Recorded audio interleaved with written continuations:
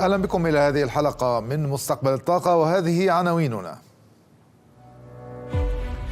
الطاقة الاندماجية فيوجن انرجي، فكرة معاكسة للطاقة النووية تشق طريقها إلى الاستثمارات بدعم من كبرى شركات التكنولوجيا. وأول مشروع تجاري للطاقة الاندماجية من شركة CFS يجمع تمويلات ب3 مليارات دولار حتى الآن. نسأل الرئيس التنفيذي عن الجدوى المالية والجدول الزمني للتنفيذ.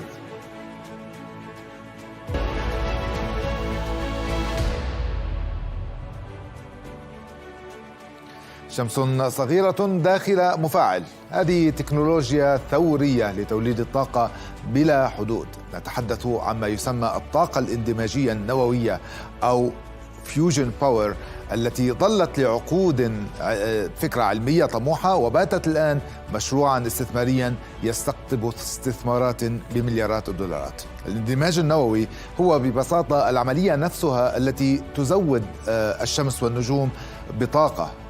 طبعا هذه الطاقة لا حدود لها، لا تنضب، حيث تحدث انفجارات دائمة ينتج عنها اندماج نوى الذرات الخفيفة. هي ذرات خفيفة تشكل نواة أثقل مثل الهيليوم. في هذه العملية يتم تحرير قدر هائل من الطاقة يفوق بكثير ما تنتجه التفاعلات الكيميائية أو حتى الانشطار النووي. هذا عكس الطاقة النووية التي نعرفها، والتي تقوم على توليد الطاقة من انشطار نواة الذرة في مواد ثقيلة مثل اليورانيوم أو البلوتونيوم، مع ما يحمله هذه العملية هو عملية الانشطار من نفايات مشعة طويلة الأمد. لكن عملية نقل بيئة الشمس إلى مختبر على الأرض ليست عملية سهلة بطبيعة الحال، لأنه لكي تندمج النوى الخفيفة يجب تسخين الذرات إلى درجة حرارة هائلة، إلى درجة حرارة الشمس. نتحدث عن 100 مليون درجة مئوية، أي حرارة تفوق قلب الشمس. وتأتي بعد ذلك معضلة أخرى، لأنه ما هو الوعاء الذي يمكن أن يحتوي هذه البلازما الشديدة السخونة من دون أن يذوب؟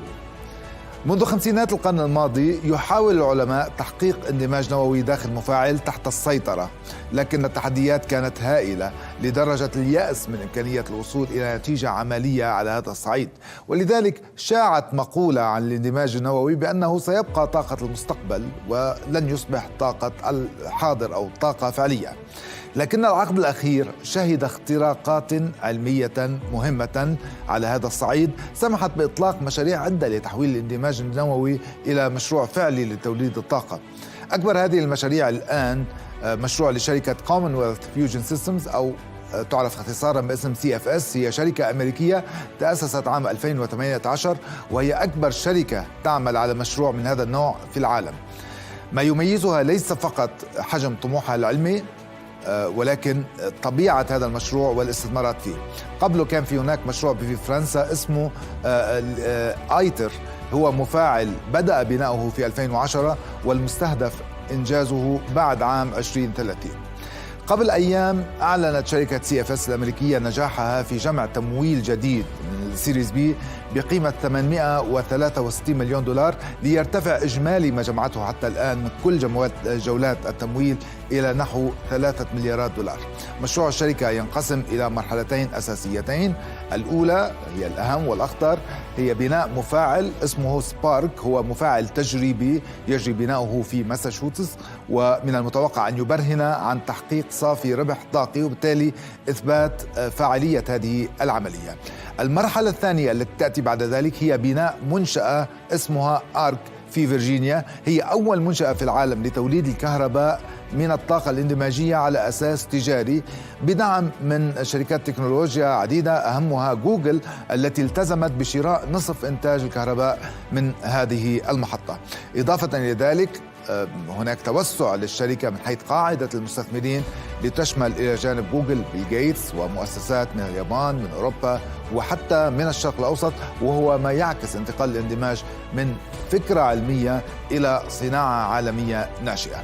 رغم هذا التفاؤل ما زالت تحديات كثيرة، لأنه تكلفة بناء مفاعلات الاندماج ما زالت مرتفعة للغاية. هناك العديد من التقنيات في هذا المشروع لم تختبر بعد على نطاق صناعي واسع، كما أن الوصول إلى شبكات الكهرباء التجارية، الدخول إلى الجريد، يتطلب موافقات تنظيمية وتشريعية قد تستغرق سنوات.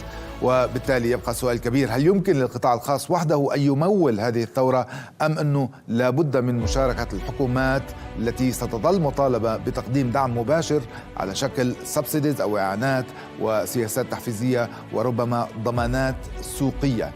الإجابة ستحدد سرعة انتقال الاندماج من مختبرات الأبحاث إلى محطات الكهرباء.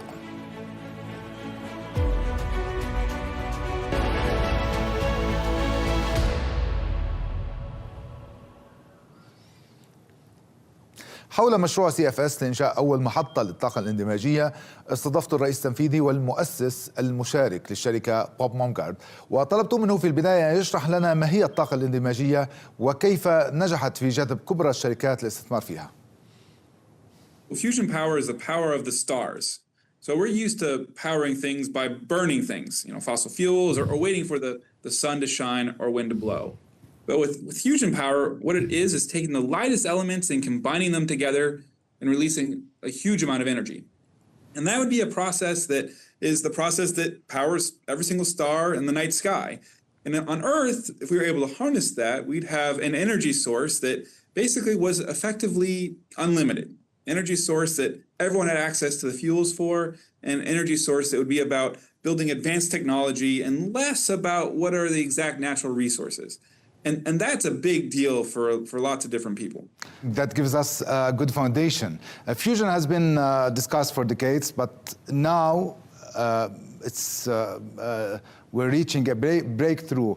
So what made this breakthrough finally possible, and what's making it possible to commercialize this kind of power?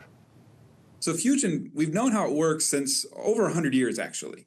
But it's taken decades for research laboratories and universities to take the process in the stars and make it actually occur here on Earth. And that's because it takes extreme conditions. It takes things that are hot, like hundreds of millions of degrees. It takes machines that can hold that hot fuel and insulate it very well. And so over the past several decades, we've gotten better and better and better at that. Places like MIT, where we spun out of, we have record-setting machines that are really close to the conditions that you would need inside a fusion power plant.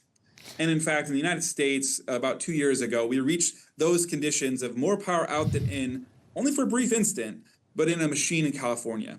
And so it's this scientific story that's gone step by step by step. And now where we're at is we're at that last step where we start to actually build machines that are power plants that take that reaction, harness it, and turn that reaction into energy we can use. And that's been a story of scientific progress, but also technical progress. We've had recent breakthroughs like AI, and in our case, very strong magnets that we've applied to the historical science, and that's accelerated it forward at a much faster pace. And who are the stakeholders who are working with you on this ambitious project? So at CFS, we're the largest of the private fusion companies, and we're really one of the largest fusion organizations in the world. And we work with national labs and government programs in the US and the UK and Japan, but we also work with private companies and a supply chain that spans 30 countries. And we also work in an industry that's starting from basically nothing. There's now over 50 fusion companies and industry associations, et cetera. And this is all towards building the first generation of fusion power plants, where we sell that to utilities. In the US, we're already starting that. And eventually that power is sold to tech companies, like in our case, Google. So you've described the turning point. Now let's talk about where you are today. Could you walk us through this journey? Where do you stand now? When do you expect to complete your fusion demonstration machine called Spark? And are you on track to achieve your first power plant, you call it ARC, by 2030? So, it's been a long history of science. And what we're doing right now is we're building a machine that is the sort of first prototype of what a power plant would look like. based on all the science before, but now actually making large amounts of fusion heat. And that's a machine called Spark. And that's being built in Massachusetts, just outside of Boston. And we're about 75% of the way through building that machine. That's a multi-billion-dollar machine, and the world is eagerly anticipating it turning on. And importantly, it's now an engineering project to put it all together and actually fire it up and then actually run the fusion process at an amount of heat that would be in like a power plant. And that'll happen we'll start to turn it on in 26, and in 27, it'll start to make more power out than in. That's a huge moment, because that's basically now you walk up to a facility that is most of the parts you need for a power plant. A few things that we still have to add that are lower science risk. And so that is a big moment. And then that unlocks the first commercial plant, meaning a plant that you build, the utility runs, and it sells electricity to the grid, powering people's houses and industries and data centers. That plant we call ARC, and that's the one we're planning for in Virginia. Haven't started construction of that yet, but that looks like it could be online in the early 2030s. Very interesting journey, and part of that journey involves strategic partnerships. Google has committed to buy half of the electricity output. And what can you tell us about this offtake agreement in terms of prices, financial modeling, and if we can compare the cost of fusion power to other types of power? This is a really important power purchase agreement. It's for a lot of power. 200 megawatts is one of the largest in any of the advanced energy generation sectors. It's certainly the largest in fusion. It's direct, so it's between us and Google. It's a true power purchase agreement, like if we were building a coal plant or a solar plant. It's long-term. It's a multi-billion-dollar agreement.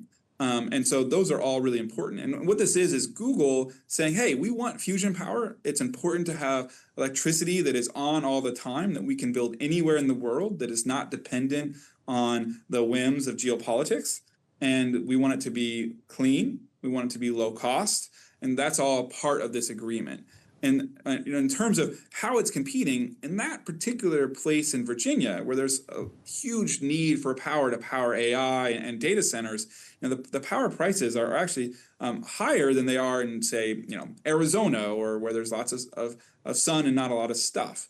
And so we're able to support a first-of-a-kind build in that market. And it's competitive against, say, restarting a nuclear fission power plant, splitting the atom, the opposite process that we've done for decades. The idea that fusion could show up and be competitive with that out of the gate is super exciting.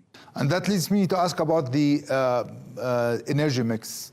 So looking at the bigger picture now, the global energy mix has been debated for decades.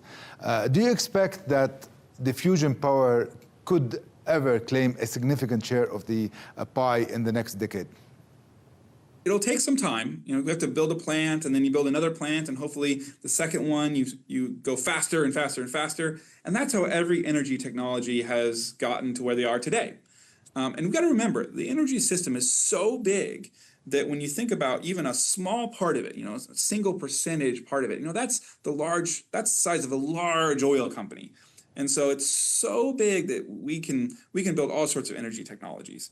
But fusion's unique in that it doesn't have any tie to like a natural resource, or it's not consumption. It's really about technology, that if you know how to build a fusion power plant, you can build them as fast as you can manufacture things, which the world's pretty good at. And so the idea that we could go and scale faster than we've seen before in energy is enticing in fusion. Will that be in the 2030s? It'll start, but it's really key right now to be like, okay, where's the first one? Where's the second one? Who are the geostrategic players? Who's financing this? Who's learning how to build the supply chain? Who's participating in the build out of these plants? So that then we can go fast in like the late 30s, early 40s. نتوقف مع فاصل قصير نتابع بعده في مستقبل الطاقة. مستثمرون من الشرق الأوسط يشاركون في آخر جولة تمويل لمشروع الطاقة الاندماجية الخاص بCFS.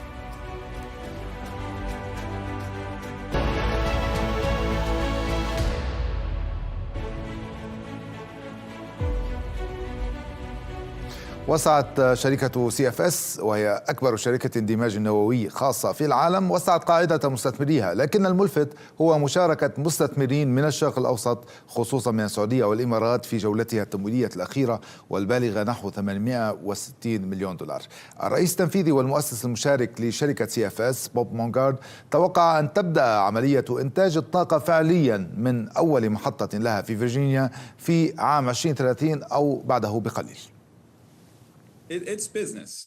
It's business, and when you look at the scale of the energy system and the amount of energy that we are going to need to power the world that we want to live, both bringing people who don't have energy today to the standard of living they deserve, but also powering advanced manufacturing, powering AI, powering the things that today we power with dirty fuels. You know, that big switch in energy is the largest economic transformation in human history. And so who's going to power that? And who's going to benefit from that? And who's going to participate in that is the big question. And our investors, which span from sovereign wealth funds to hedge funds to venture capitalists to billionaires and high net worth individuals like Bill Gates to people like Fidelity, it's a very broad capital mix. They're all looking at this transformation and saying, you know, where are the technologies that are going to underpin this entire new industrialization? And they're seeing, like us, we're the largest company. We have the most capital in basically the entire space in fusion, but also broader in energy.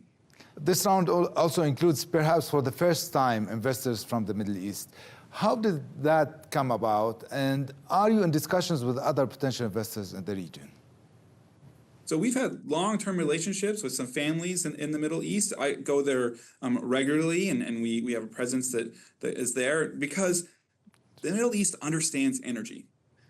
You know, two things are really important here. Understanding how important energy is, what underpins good energy policy, but then also understanding how fast things can change. And nowhere on the globe has changed faster than the Middle East. And so when you combine those two things, it's very apt that the Middle East, from the utilities and companies, to the governments, to the individuals, to the financial institutions, would be interested in something like fusion. It really checks those boxes about the center of literal power that energy gives and the important place in the geostrategic landscape that energy and innovation sit. And so this was a round where we just finished over $800 million raise that had exposure several different entities from the Middle East. And I think that's very exciting because it is bringing technology that originated in places like the US and Japan, but making it much more global and combining it with the expertise about how do you build systems that can scale and how do you think about the energy landscape that exists in places like Abu Dhabi and Riyadh. Congratulations for that. Bob, do you believe this novel technology can succeed purely on an investment basis without requiring government subsidies at some stage? You know, most energy technologies usually go through a trajectory that has government involved because, this is capital intensive. It is building things. It's steel in the ground. It's paying workers to build things. And at the beginning of any technology, you usually have some premium that you have to buy down until it becomes sustainable on its own.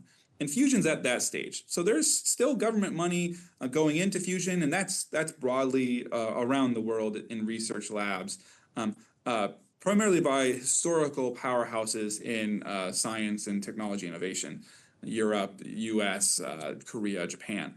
Increasingly, though, we also see large government money flowing in places like China, where they're outspending the U.S. on a government basis, 2 or 3 to 1, and that shows you the power that governments can have in shaping the technology landscape by helping innovation happen faster. How far and how long that will go? Well, it should go long enough for us to get the first power plants built, so that we can see the intrinsic commercial viability of the technology. Once that's done, we shouldn't subsidize this forever because ultimately, energy is a market. When do you expect that to happen? Within years, decades? In the first generation of plants. So in the early 2030s. That would be great. Finally, let's look ahead.